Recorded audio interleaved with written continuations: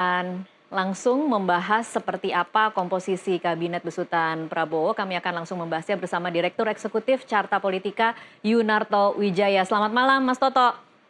Selamat malam, Tasya. Iya, Mas Toto, kalau kemarin kita terkejut ada Veronica Tan, hari ini siapa yang mengejutkan Anda? Terkejutnya lebih banyak, Tasya, hari ini. Karena pertama jumlahnya jauh lebih banyak lagi, sepertinya dibandingkan dengan kemarin yang dipanggil. Dan kemudian muncul nama-nama yang saya pikir mungkin sebagian publik tidak akan menyangka bahwa nama-nama ini mungkin akan masuk ke dalam barisan kabinet. Kalau kita lihat misalnya ada nama-nama pesohor seperti Raffi Ahmad, seperti Agus Miftah, lalu kemudian juga muncul nama Giring, lalu juga ada nama ketua relawan seperti Emmanuel Ebenezer, ada Haikal Hasan, ada Yovie Widianto, Iya. yang buat saya pribadi tetap itu mengagetkan. Walaupun ada beberapa nama yang saya pikir memang berasal dari kalangan akademisi, lalu kemudian seperti Stella Christie atau kemudian ada nama Bima Arya yang sepertinya akan menjadi Wamendagri dan sesuai dengan bidangnya. Tetapi tetap kalau kita coba lihat garis benang merahnya yang belum bisa dibantah adalah faktor mengenai peran mereka dalam konteks pemenangan kampanye Prabowo Gibran kemarin. Jadi kalau kita lihat nama-nama pesohor tadi kan nama-nama yang memang aktif dan proaktif ikut dalam kampanye ya. Apa, berarti ini terasa rasa hadiah jabatannya terasa sekali kah? Ya sulit untuk dibantah karena kalau kita bicara apakah kita menganaktirikan sosok selebriti, tidak. Banyak selebriti yang saya pikir juga memiliki kemampuan, terutama di bidang kebudayaan, kreatif, industri kreatif, seni. Tapi kalau kita coba kerucutkan lagi, kan memang nama-nama ini bersinggungan dengan positioning dan proaktifnya mereka dalam kampanye Prabowo Gibran kemarin. Jadi kalau saya lihat dalam 2 hari terakhir, baik itu nama calon menteri dan calon wakil menteri, sepertinya variabel utama yang ditempatkan sebagai skala prioritas oleh Pak Prabowo adalah faktor loyalitas atau faktor hutang budi politik, balas jasa tanda kutip, yang menyebabkan memang akhirnya makin terjawab bahwa jumlah kementerian yang besar, jumlah wamen yang besar yang akhirnya bisa dilakukan karena ada revisi Undang-Undang Kementerian Negara 39 2008, faktor utama alasannya itu adalah terkait dengan balas jasa politik. Jadi terjemahan Pak Prabowo yang sering mengutarakan kalimat demokrasi guyup, persatuan nasional, persatuan gotong royong, sepertinya memang diterjemahkan dengan cara memberikan balas jasa politik dalam bentuk kursi menteri dan wakil menteri kepada pihak yang dianggap berjasa, baik itu dari parpol ataupun non parpol. Baik, Mas Toto, tapi ini kan belum benar-benar akan menjadi menteri dan wakil menteri ya, kan masih ada beberapa hari. Apakah kemudian kita bisa beranggapan bahwa ini juga adalah bagian dari test the water, melihat reaksi publik terhadap wajah-wajah yang datang hari ini? Tadinya saya berharap gitu ya, Tasya, bahwa ini adalah sebuah proses audisi dan kemudian diharapkan dalam sisa waktu 5 hari ada feedback dari masyarakat yang kemudian bisa menjadi masukan baru buat Pak Prabowo memutuskan secara final. Tapi ketika kita dengar dari beberapa calon menteri dan calon wakil menteri, misalnya yang pernah saya dengar langsung lah kemarin dari Prof. Yusril, hari ini dari Bima Arya dalam wawancara doorstop, mereka ternyata sudah menandatangani fakta integritas beberapa hari sebelum. Jadi bukan hari ini. Jadi ini bukan audisi, Tasya, kalau betul terjadi seperti ini hanya sebuah komunikasi secara marketing politik untuk kemudian memunculkan nama-nama tersebut untuk di doorstop dan mengenalkan mereka yang keputusannya sudah diambil sebelumnya. Karena misal kalau kita berbicara aspek kontroversial, saya harus sebut nama ya, Raffi Ahmad misalnya. Kita tahu kalau terkait Raffi ini kan ada sebuah kontroversi yang belum lama, baru banget ya terjadi terkait dengan pemberian gelar doktor honoris causa yang dianggap dan sudah dinyatakan tidak sah gitu. Nah, saya pikir itu kan tidak perlu feedback. Pemberitaan ramai sekali, tapi sepertinya memang keputusan ini memang sudah diambil dan ya kita harus menerima sebagai bentuk dari prerogatif presiden. Walaupun kalau saya hanya berharap katakanlah betul Pak Prabowo menempatkan politik balas jasa sebagai variabel utama ketika memilih menteri dan wakil menteri. Tapi ketika mengevaluasi, jangan sampai kemudian dalam konteks pencapaian target, Pak Prabowo tetap terikat gitu, dengan masalah balas jasa ini. Karena ketika yang terjadi, yang akan disalahkan ketika ternyata banyak menteri atau wakil menteri yang tidak kompeten adalah tetap kegagalan seorang presiden. Jadi silakan, kita harus terima sebuah fakta politik balas jasa ini, tapi dalam mengevaluasi berdasarkan kinerja, faktor itu sudah harus dilepaskan. Tidak peduli dia mau dari parpol atau bukan, ketum atau bukan, mau dari latar belakang pekerjaan apapun, berjasa atau tidak, tapi nggak bisa achieve target ya harus dicopot. Oke, jadi di awal ini kita harus pasrah, memberi kesempatan, tidak ada kesempatan untuk publik untuk memberikan masukan, catatan-catatan positif dan negatif terhadap tokoh-tokoh yang hari ini kalau misalnya boleh dikatakan seperti panggung catwalk, kita berjalan melihat bagaimana mereka berjalan memasuki dan keluar dari kediaman. Tetapi itu harus diterima, kemudian nanti akan bisa dikawal lagi setelah berjalan sekian bulan mungkin, Mas Toto, seperti itu? Mau tidak mau ya Tasya ya, kalau betul memang ternyata keputusan sudah diambil dengan pernyataan fakta integritas yang dilakukan oleh para calon menteri dan calon wakil menteri, ya sudah, inilah demokrasi. Ketika kita sudah memberikan kontrak politik kepada pihak yang menang dalam pemilu, artinya memang sepenuhnya prerogatif itu kita serahkan kepada presiden. Ketika ada protes, hal itu hanya bisa dilakukan melalui kritik, dan sepertinya kritik ini lebih produktif menurut saya dialamatkan ketika kita betul-betul lebih mengawal nama-nama menteri yang beberapa di antaranya memang menurut saya cukup kontroversial, dan belum lagi kalau kita berbicara secara kuantitas ya, sebetulnya secara kuantitatif saja sudah cenderung agak kontroversial. Saya belum menemukan jumlah kementerian sebanyak ini misalnya di Cina, di Amerika Serikat, di Brazil, katakanlah alasan negara besar menjadi alasan utama. Di India memang betul ada 58. Tetapi kita tahu India itu parlementer. Parlementer itu memang membolehkan atau memiliki konsep untuk memberikan kursi menteri kepada parpol-parpol yang dianggap menjadi bagian dari koalisi pemenang. Kita presidensial, harusnya membentuk kabinet itu seutuhnya bagaimana seorang presiden mencari kader yang bukan kader ya, sosok yang terbaik. Kenapa Tasya? Karena ketika kita berbicara di presidensial, yang namanya kenapa istilah zakon itu ada di dalam sistem presidensial, nggak ada tuh di kabinet parlementer. Karena seorang presiden atau seorang kepala pemerintahan dalam sistem presidensial juga kepala negara.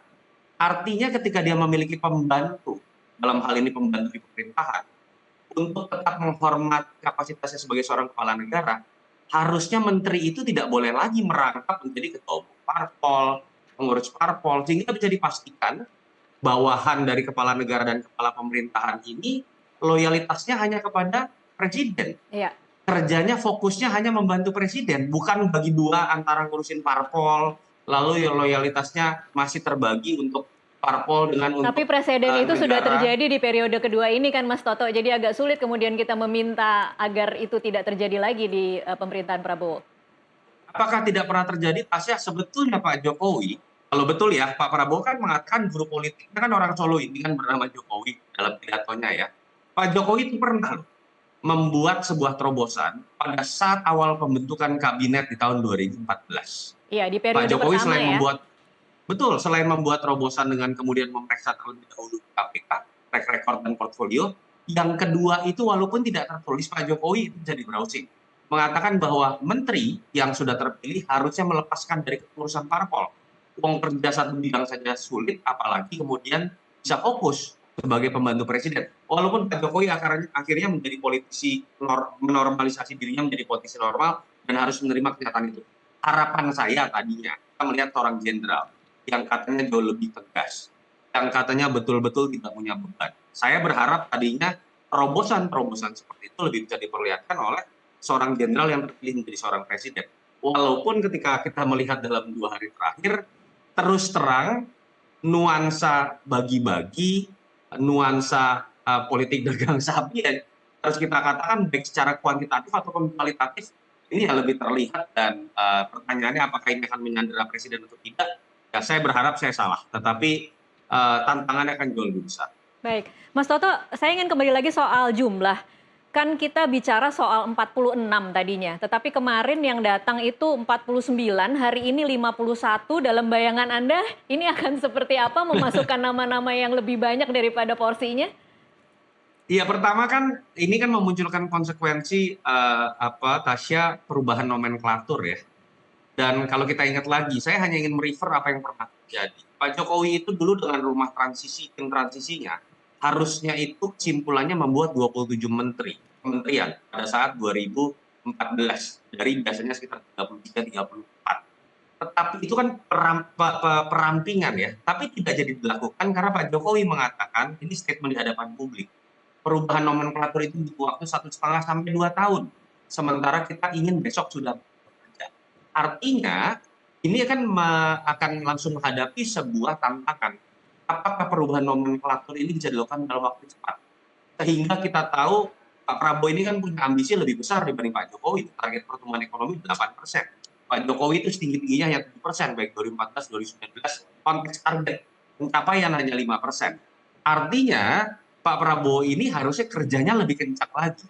Nah, tetapi dengan kondisi jumlah kementerian yang akhirnya harus mengakibatkan perubahan nomenklatur yang juga jumlahnya besar, itu akan menjadi tantangan pertama dari Pak Prabowo.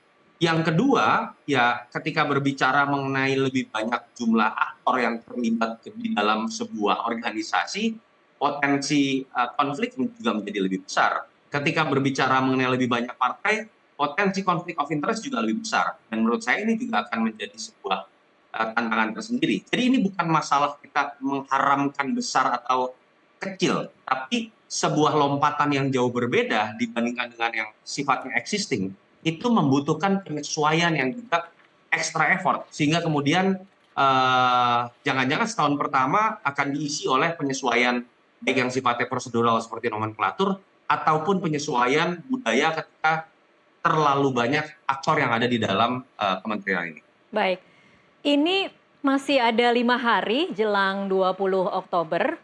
Belum kita bicara soal PDIP dan wacana politik nasi goreng.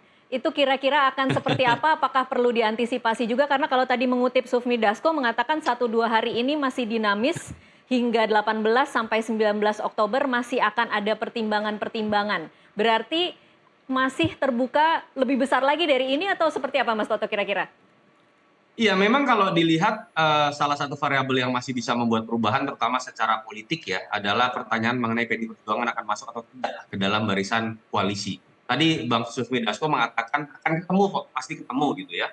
Tadi juga ada tanda-tanda Mas Pramono Anung tiba-tiba hadir. Saya yakin nggak nyasar pengen daftar jadi menteri ya, karena sedang kampanye pilgub. Tapi sepertinya menyampaikan pesan Ibu Mega kalau kita mau sedikit berspekulasi. Saya menduga dalam hari-hari ke depan mungkin akan ada pertemuan Ibu Mega dengan Pak Prabowo, dan saya menduga juga tertutup, bukan terbuka Tasya, walaupun akan tetap bocor yang namanya pertemuan seperti ini. Dan kalau mau berspekulasi lagi, saya menduga bahwa PDI Perjuangan tidak akan masuk ke dalam barisan koalisi Prabowo Gibran, tapi akan ada gray area. Mungkin akan ada satu menteri yang dianggap dekat dengan PDI Perjuangan. Saya sebut saja dalam hal ini misalnya Pak Budi Gunawan. Itu mungkin akan masuk. Pak Budi Gunawan ini kan bukan KTA PDI Perjuangan, walaupun dianggap dekat dengan Merah. Karena kalau kita teliti dengan jeli ya, Tasya, dari nama-nama calon menteri yang masuk dan sudah kemarin dipanggil, di posisi Menko Polkam itu belum ada. Dan kita tahu gosip-gosip belakangan itu kan nama Pak Budi Gunawan yang muncul. Ya. Dan Pak Prabowo kemarin kalau kita lihat ada statement yang menarik juga. Pak Prabowo mengatakan ada 1-2 lagi di luar kota. Saya baca lagi, mencoba menelisik, Pak Budi Gunawan ternyata sedang menemani Pak Jokowi di masa terakhirnya sebagai kabin di Aceh. Jadi kalau mau coba itu puzzle ya, kira-kira akan seperti itu. Terkaannya mungkin sosok yang dianggap dekat dengan Merah adalah Pak Budi Gunawan. Tapi PDI Perjuangan menurut saya akan tetap mengambil posisi entah disebut penyeimbang atau di luar pemerintahan. Oke, baik. Itu PDI Perjuangan. Bagaimana dengan PKS? Karena kemarin Prabowo juga memberikan pernyataan, mungkin Anda tidak melihat karena yang dikirim adalah profesional. Jadi kalau kita kemudian melihat ini bagaimana menteri-menteri yang kemudian judulnya seperti terlihat profesional tetapi ternyata itu diajukan oleh parpol. Akan seperti apa peran mereka nanti di dalam kabinet? Adakah beban sebagai parpol? Memang menarik ya Tasya. Sebetulnya memang ketika berbicara parpol non-parpol itu sangat mudah disamarkan juga. Ketika tiba-tiba sebetulnya sudah ada perjanjian di panggung belakang atau kontrak politik antara parpol dengan sosok tersebut.